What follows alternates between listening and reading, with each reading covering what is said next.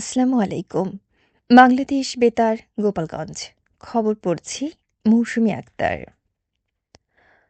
ত্রয়োদশ জাতীয় সংসদ নির্বাচনে সংখ্যাগরিষ্ঠ আসনে বিজয়ী হয়ে সরকার গঠন নিশ্চিত করেছে বাংলাদেশ জাতীয়তাবাদী দল বিএনপি।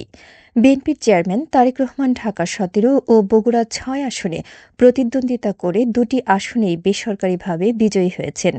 বিএনপি মহাসচিব মির্জা ফখরুল ইসলাম আলমগীর ঠাকুরগাঁও ১ আসনে বেসরকারিভাবে বিজয়ী হয়েছেন।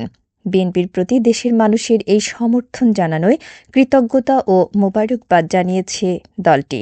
দলের এই সাফল্যে আজ বাদ জুমা সাবেক প্রধানমন্ত্রী মরহুমা বেগম খালেদা জিয়ার বিদেহী আত্মার মাগফিরাত ও দেশবাসীর প্রতি শুভকামনায় বিএনপির উদ্যোগে ঢাকাসহ দেশব্যাপী মসজিদে মসজিদে জুমার নামাজ শেষে দোয়ার কর্মসূচি পালন করা হবে।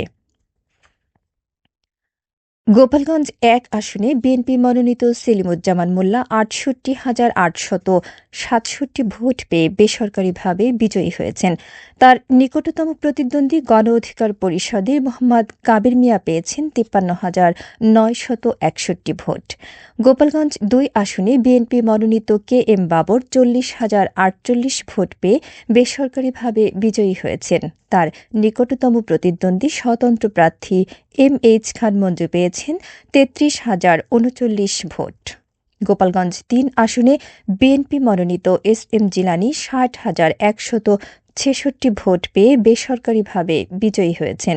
তার নিকটতম প্রতিদ্বন্দ্বী স্বতন্ত্র প্রার্থী গোবিন্দ চন্দ্র প্রামাণিক পেয়েছেন ৩৩,৮৬৭ ভোট।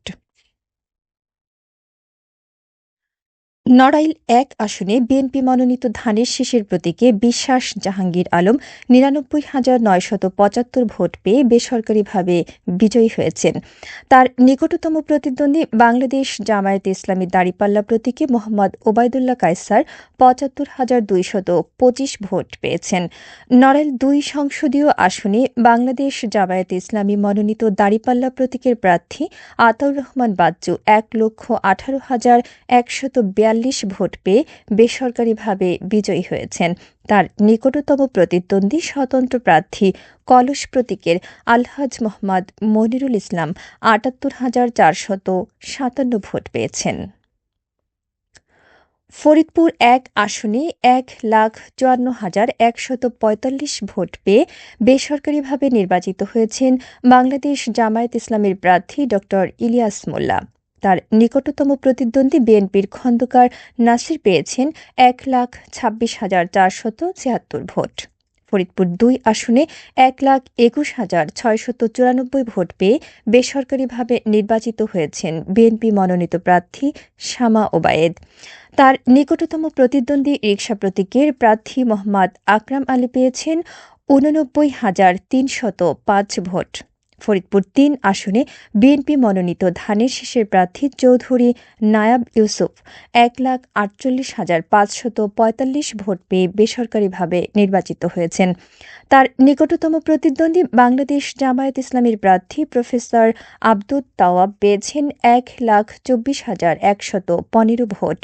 ফরিদপুর ৪ আসনে ১,২৭,৪৪৩ ভোট পেয়ে বেসরকারিভাবে নির্বাচিত হয়েছেন বিএনপি মনোনীত ধানের শীষের প্রার্থী শহীদুল ইসলাম বাবুল। তার নিকটতম প্রতিদ্বন্দ্বী হয়েছেন বাংলাদেশ জামায়াত ইসলামীর প্রার্থী সারোয়ার হোসেন পেয়েছেন ৭৫,৮০৫ ভোট। মাদারীপুর ১ আসনে খেলাফত মজলিসের প্রার্থী সাইদুদ্দিন আহমদ হানজালা রিকশা প্রতীকে ৬৪,৯০৯ ভোট পেয়ে বেসরকারিভাবে বিজয়ী হয়েছেন। তার নিকটতম প্রতিদ্বন্দ্বী বিএনপি মনোনীত ধানের শীষ প্রতীকের প্রার্থী নাদির আক্তার মিঠু চৌধুরী পেয়েছেন ৬৪,৫২৪ ভোট। মাদারীপুর ২ আসনে বিএনপি মনোনীত ধানের শীষ প্রতীকের প্রার্থী জাহানদার আলী মিয়া ৬১,৭৪৪ 44 ভোট পেয়ে বেসরকারিভাবে বিজয়ী হয়েছেন। তার নিকটতম প্রতিদ্বন্দ্বী স্বতন্ত্র প্রার্থী মিল্টন বৈদ্য পেয়েছেন ৪৬,৪৭৬ ভোট। মাদারীপুর ৩ আসনে বিএনপি মনোনীত ধানের শীষ প্রতীকের প্রার্থী আনিসুর রহমান তালুকদার খোকন ৯৬,১২৮ ভোট পেয়ে বেসরকারিভাবে নির্বাচিত হয়েছেন। তার নিকটতম প্রতিদ্বন্দ্বী বাংলাদেশ জামায়াত ইসলামীর প্রার্থী মাওলানা রফিকুল ইসলাম পেয়েছেন ৮৪,৬৪৬ ভোট।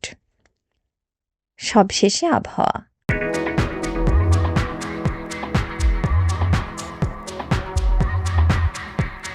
আজ বেলা ১টা পর্যন্ত আবহাওয়ার পূর্বাভাসে বলা হয়েছে, দেশের অভ্যন্তরীণ নদীবন্দরসমূহের জন্য কোনো সতর্কবার্তা নেই এবং কোনো সংকেতও দেখাতে হবে না। খবর শেষ হলো। আমাদের পরবর্তী খবর প্রচারিত হবে সকাল ১০টা বেজে ৩০ মিনিটে বাংলায়।